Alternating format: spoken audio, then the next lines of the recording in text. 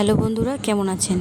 জন্মাষ্টমীর অনেক অনেক আন্তরিক শুভেচ্ছা আমার তরফ থেকে সকল বন্ধুদের পরিবারকেও।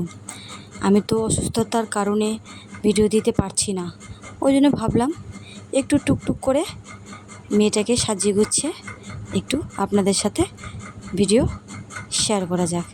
তাই এই তো আপনারা দেখতে পাচ্ছেন, আমি নিজের হাতে মেয়েকে সাজিয়ে গুছিয়ে দিয়েছি।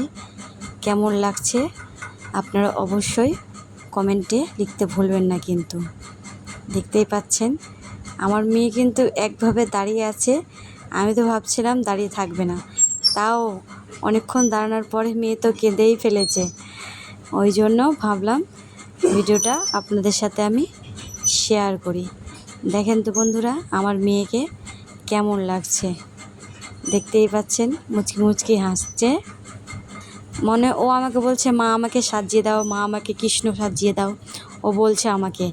আর আমি ভাবলাম যে সাজাবো না, শরীরটা খুব একটা ভালো না, সাজাবো না। কিন্তু মেয়ে বায়না ধরেছে, বাবা কখন আসবে, বাবা আমার কখন ময়ূরের পালক কিনে নিয়ে আসবে, ওর এটা চিন্তা।